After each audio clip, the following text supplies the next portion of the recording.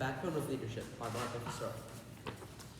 To understand the backbone of leadership, you first need to know what a good leader is and what makes a great leader. Leadership has many different definitions because it's a complex topic and it's hard to define. Northwest Education defines it well, saying that leadership is the ability to influence and guide others to the common goal or vision. Examples of great leaders are best seen through a historical context. Two great leaders are Winston Churchill and Franklin Delano Roosevelt. Winston Churchill was the Prime Minister of the UK during World War II, and according to Champlain College, became the voice of a nation during one of its most destructive and tumultuous periods. His passionate and strategic leadership style made him a hero of the UK and gave him the name the Roaring Lion. Franklin Delano Roosevelt was the President of the United States during World War II and the Great Depression. He had a similar passionate style to Winston Churchill and used his passion to communicate to his followers and used that skill to make famous speeches like his 1933 inaugural address, in which he stated, "The only thing we have to fear is fear itself." If you look at them and many other great leaders, you realize that they all share very similar skills, such as raising the morale of their followers, pushing through adversity, and letting go of distractions and fears that can block them. These are all very similar to the values of the backbone. The first value of the backbone is staying calm.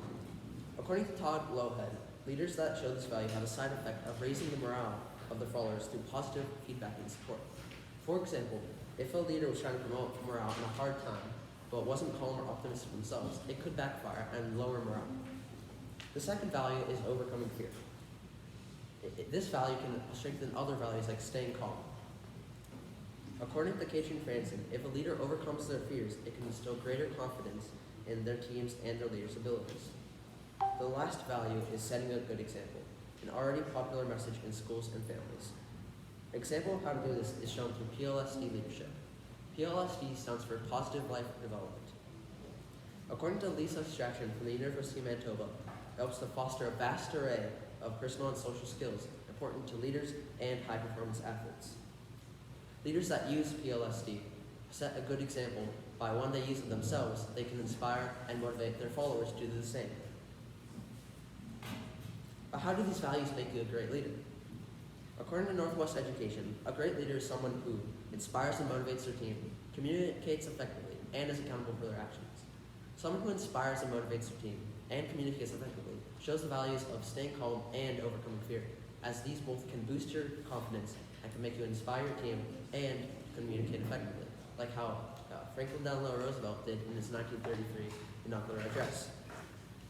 Being accountable for your action also shows the value of setting a good example, as by being accountable for your actions, you are setting a good example. When followers see their leader be accountable for their actions, they are pushed to do the same and be accountable for their own actions, showing the value of setting a good example. But what else can the backbone do? The backbone can be useful to followers and leaders and to us in our daily lives. Simone Biles is a good example of these qualities, as she set an example to her fellow teammates to push through hard times and to quit when necessary, even though she wasn't even the team captain of her team. Another way these values have been used is through the Grammy Hall of Fame song, "We Are the Champions."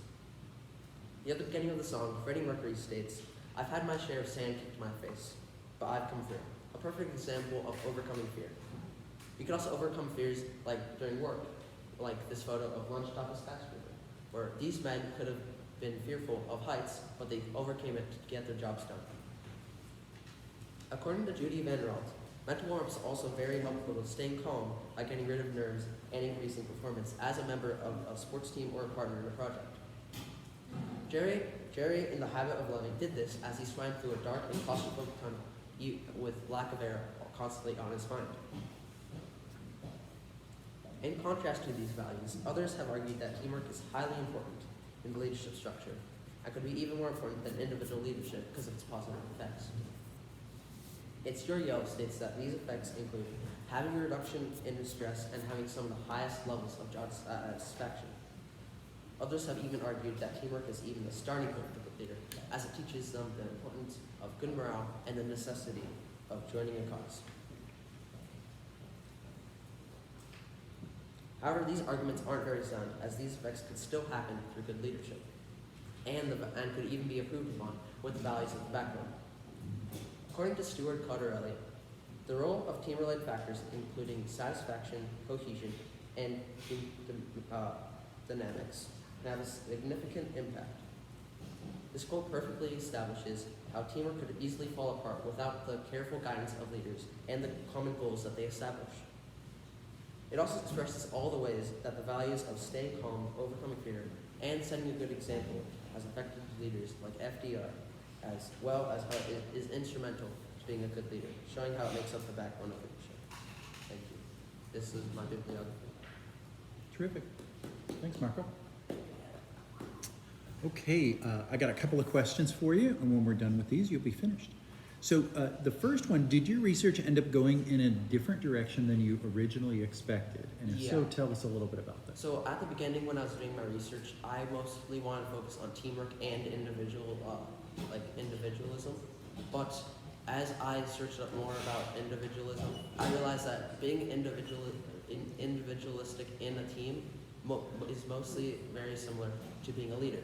So I just switched to how leadership affects teamwork and the values of leadership. And as I went more into that, I found out how teamwork also kind of is a counter-argument to the values of leadership. Excellent. Okay. What additional questions emerged while you were working on this?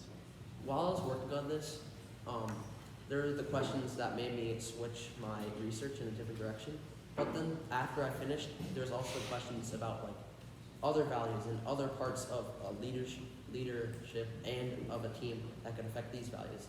And I mostly thought that these values are mostly the stepping stones of research in this area, but it could be improved upon by other people who ask these questions. Okay.